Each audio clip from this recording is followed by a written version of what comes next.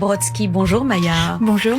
Maya, vous êtes une artiste qui aimait l'art et vous êtes également galeriste. Pour cela que vous avez créé cette galerie, sans doute, parce que vous êtes à la fois pianiste, on vous entend là, et puis vous aimez et vous peignez aussi, vous peignez sur la porcelaine, et vous avez une histoire comme ça d'une artiste et qui aime l'art avant tout, et vous mettez en avant les autres artistes aussi, ce qui est rare quand même en général, et vous avez créé la galerie Brodsky. On va parler de votre galerie, de l'histoire, mais l'actualité de cette galerie, c'est une expo virtuelle. C'est vrai qu'aujourd'hui, en temps de pandémie, il a fallu réinventer finalement les expos, et c'est pour ça que de nombreuses expos virtuelles ont un peu comme ça se sont développées, sont nées ces 2-3 dernières années, et on va en parler en fin d'émission. Peut-être revenir sur votre histoire, votre propre histoire, votre parcours. Vous êtes une pianiste et en même temps une peintre. Est-ce que ça vous convient, cette présentation? Oui, on pourrait se demander si c'est compatible, mais le piano, c'est assez éphémère. C'est-à-dire que quand vous faites un concert, c'est vraiment une communication, une osmose avec le public, mais après, ça vous échappe. Et alors que la peinture, vous pouvez, votre tableau, le garder, le toucher, des années après, il est encore là. Donc finalement, ça se complète. Il y a un côté physique en peinture qui est différent, qui est plus éphémère en tout cas en musique. Oui. Et donc même si le disque existe. Hein. Oui. Et donc vous avez développé ces deux dons finalement, de la peinture et du piano. Ouais. Et vous avez décidé de faire votre métier et de baser votre métier sur la peinture finalement, davantage que le piano. Non, je fais des concerts privés pour des chefs d'entreprise. Voilà. Mais c'est vrai que la peinture a un peu pris le pas, je reconnais. Mais j'arrive à jongler entre les deux. Alors, quelle est l'histoire justement de votre galerie, la galerie Brodsky? En fait, elle existe depuis à peu près 3 ans. Voilà. Il y a très longtemps, il y avait une galeriste dans ma famille aussi. Donc en fait, on a une sensibilité forte pour tout type d'art, parce que tous les styles sont intéressants, et le monde d'aujourd'hui est plein d'arts différents. On peut dire ça. C'est vrai que il y a une grosse évolution. Alors justement, est-ce que ça ne rend pas le métier de galeriste difficile? Est-ce que les galeristes ont une spécialité et ne sont pas frustrés lorsqu'ils ne peuvent pas présenter tous les arts qui existent aujourd'hui? C'est sûr qu'il faut faire une sélection. Ça, c'est certain qu'il faut faire une sélection, il faut avoir une ligne de conduite, mais après, je pense l'art, c'est avant tout un coup de cœur émotionnel. Le galeriste, il est là pour faire le trait d'union entre le collectionneur, l'artiste et l'acte émotionnel qui va devenir concret par le biais de l'achat. Voilà. Donc, alors, vous avez choisi une spécialité, vous, pour votre galerie? Oui, l'art judaïque, puisque ça s'est trouvé comme ça. Ça s'est imposé. Ça s'est un peu imposé comme ça, puisque la dernière exposition virtuelle, c'était pour Edin Synagogue, puisque en temps de Covid, il y a eu beaucoup moins de donateurs, et donc j'ai toujours eu à cœur de participer, voilà. Et c'est comme ça que ça s'est fait proposer. En fait. Alors justement, ces expos virtuelles, vous les organisez peut-être dès le début de la création de la galerie? Dès le départ, vous avez conçu ces expos virtuelles, ou bien c'est la pandémie? C'est la pandémie qui m'a décidé. Voilà, c'est ça, parce que il y avait une ambiance un peu, le mot morose est peut-être un peu faible, et à un moment je me suis dit non, il faut pas laisser, il faut combattre, et alors qu'est-ce que c'est un beau projet pour apporter de la lumière. Qu'est-ce que c'est au juste qu'une expo virtuelle, pour expliquer à ceux qui nous écoutent? Bien sûr, alors une expo virtuelle, j'ai choisi 12 artistes. Chaque artiste a donné des photos, des tableaux. J'ai réalisé une interview de chaque artiste. J'ai trouvé des sponsors pour faire un catalogue papier, pour qu'il reste quelque chose, parce que le virtuel est bien dans le sens où il n'y a pas de location de salle, il n'y a pas besoin de livrer les œuvres, de les accrocher, d'avoir l'assurance, tout ça. Oui. Donc il y a un côté léger. Mais en même temps, derrière, il faut qu'il y ait un catalogue papier qui puisse rester pour qu'on puisse quand même se dire ah oui, il y a eu ça, parce que le virtuel, ça, c'est court. Et après, je suis allée chez chaque futur collectionneur, amener le tableau, lui montrer, le mettre en situation chez lui pour voir si ça pouvait plaire ou pas. C'est-à-dire que le virtuel, c'est bien, mais il faut qu'il y ait un support, une rencontre. C'est ce que j'allais vous dire. Un physique, enfin. Le virtuel, ça signifie qu'on va aller voir sur votre site, qu'on va bien sûr voir les tableaux, mais sur un écran, et c'est ce que peut-être on peut reprocher à l'expo virtuelle, c'est qu'on a peut-être moins d'émotion parce qu'on ne voit pas les traits distinctement, les traits du pinceau.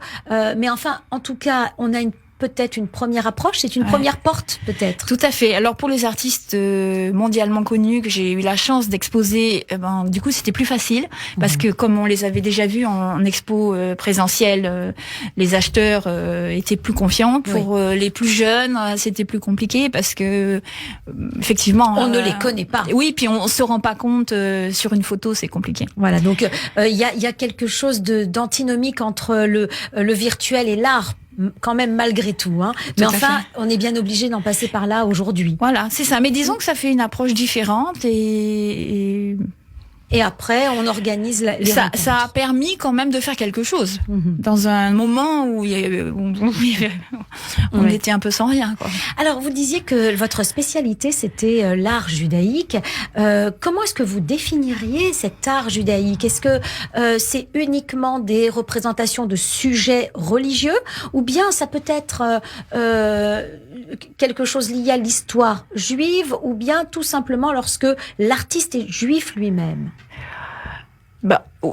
Tout ce que vous venez d'énoncer fait partie de l'art judaïque, mais il y a aussi dans les couleurs, dans la matière, dans la trace de la peinture, on retrouve quand même la personnalité de l'artiste. Voilà, ça c'est Est-ce qu'il y a des lignes directrices qu'on retrouve dans tous ces Oui, dans les teintes. Artistes. Moi, je trouve dans les teintes. Dans les teintes. Alors quelles sont-elles ces teintes, il va y avoir des teintes orientales qui vont être très lumineuses et très pétillantes, et puis il va y avoir des teintes beaucoup plus comme Kleiman qui est un peintre de la mémoire, du souvenir, donc c'est beaucoup plus des couleurs de terre. Mais ça fait référence quand même à un alphabet mémoriel, on pourrait dire ça comme ça. Oui, tout à fait, très juste. Alors donc vous présentez en ce moment même une expo virtuelle et vous avez fait appel à la fois à des artistes bien connus, vous venez d'en citer un, Alain Kleinman qui nous a fait le plaisir d'ailleurs de venir sur Radio J, Alain Kleinman qui est connu de façon internationale et d'autres qui sont tout jeunes. Vous mettez le pied à l'étrier finalement aux jeunes artistes? Oui, c'est-à-dire qu'en fait ce que j'aime dans la conception d'une exposition, c'est la synergie. Et je trouve que chaque artiste a un dialogue personnel. Voilà, donc par exemple là pour la deuxième exposition virtuelle, j'ai fait appel à un photographe israélien, Marc Israël Selem, et qui est un photographe de reportage. Mais j'adore ses photos parce que je trouve qu'il y a une construction, il y a un esthétisme même dans dans un quotidien de guerre, et on trouve quelque chose de beau. Ça veut dire que dans votre expo virtuelle, on va à la fois mêler les tableaux, les photos, la sculpture. On a Adina Solomonovitch qui est une sculptrice israélienne qui fait des sculptures en céramique. On a Myriam Sidbon qui fait des sculptures en bronze et en résine, qui en ce moment démarre une exposition au Sège. Voilà. Quand on conçoit une expo comme celle-là, vous dites il y a une synergie. Oui. Est-ce que ça signifie qu'on va trouver des œuvres qui se répondent peut-être les unes aux autres, même si elles sont d'artistes différents, mais que ces œuvres mises ensemble forment un tout, une sorte, un lien imaginaire ou un lien mental qui fait que ça fait une globalité. C'est ce que j'essaye de faire. Après, je sais pas si j'y réussis, mais j'essaye effectivement de créer un lien. Alors, quel type de lien avec... Mais autour de l'art. C'est-à-dire que, par exemple, je trouve qu'entre la matière, la peinture, la photo, j'y ai inclus des écrivains, j'ai même inclus la personne qui a inventé le dôme de fer, parce que finalement, entre la réflexion de construction de plein de domaines différents, que ce soit la chimie, la physique, les mathématiques, l'art, je trouve qu'il y a des choses qui se retrouvent. Alors, est-ce que cette période que nous venons de vivre, justement, et qui vous a poussé à créer quand même une expo virtuelle, ça c'est quand même quelque chose qui est assez nouveau, hein, en général, les galeries d'autres galeries ont dû vous suivre également.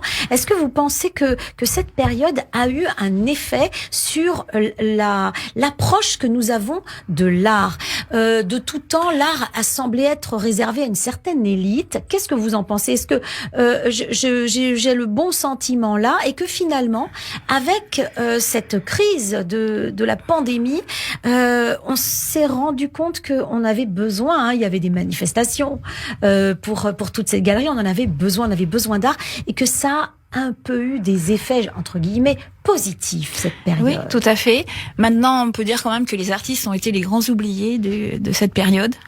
Parce que, voilà, c'est un peu souvent comme ça. Mais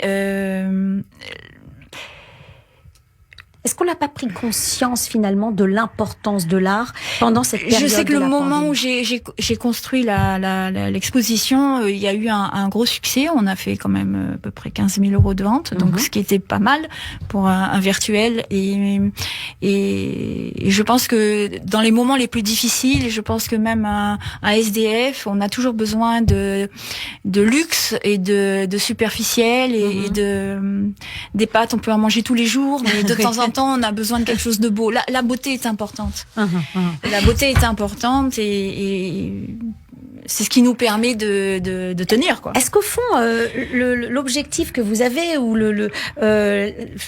l'envie que vous avez à travers cette galerie, la galerie Brodsky que vous avez créée il y a 3 ans, et ces expos, qu'elles soient virtuelles ou en présentiel, est-ce que finalement votre objectif, ce n'est pas de l'ouvrir, de l'amener à des gens qui n'ont pas accès, qui n'ont pas eu accès à l'art? Oui, tout à fait, parce qu'en fait, je pense que un collectionneur, enfin beaucoup de gens aimeraient être artistes. Voilà, ils sont banquiers et tout ça, ils se disent mais oui, mais l'art c'est beau, j'aimerais, comme disait j'aurais rêvé d'être un artiste, il y a la fameuse chanson, voilà. Et en même temps, je pense que quand on achète une œuvre,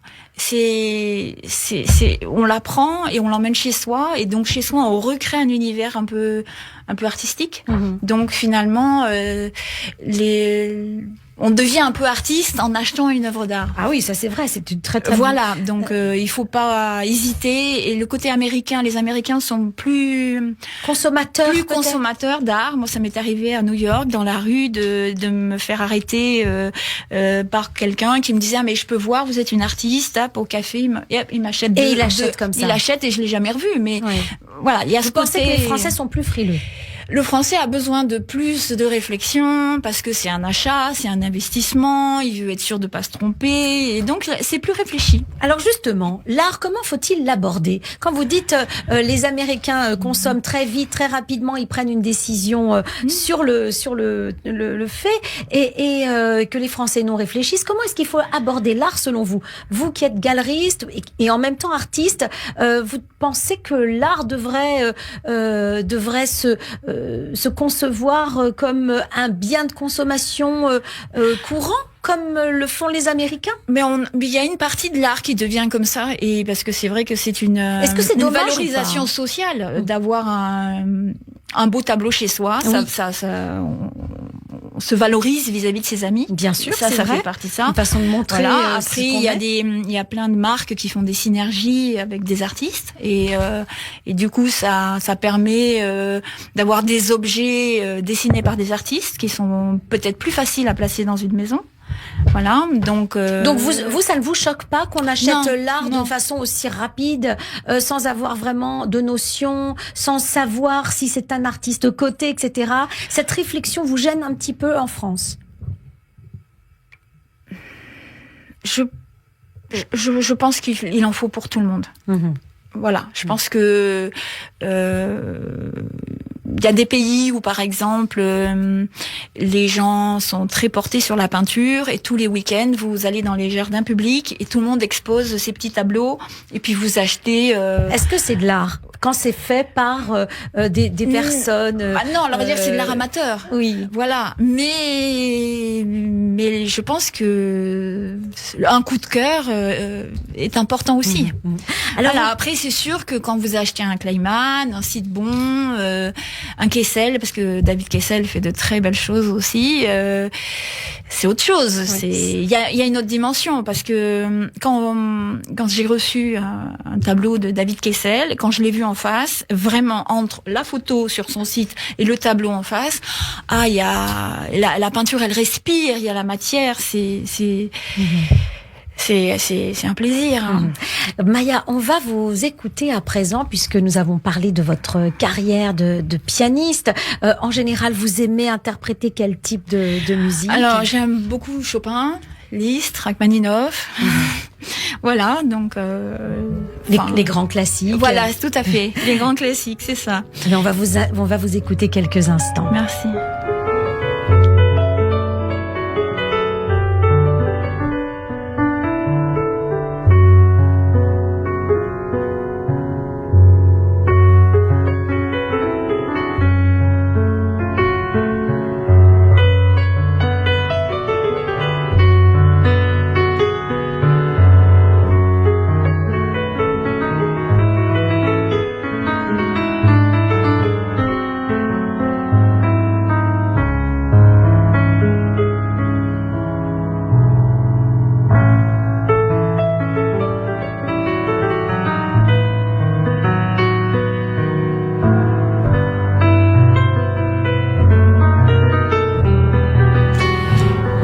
On écoute Chopin à travers vos mains, Maya Brodsky. J'ai le grand plaisir ce matin de recevoir Maya Brodsky, qui est galeriste, artiste elle-même, pianiste. Et aussi, on disait quelques mots sur votre parcours de peintre sur porcelaine, vous me disiez. Oui, tout à fait. Parce qu'en fait, les appartements sont petits.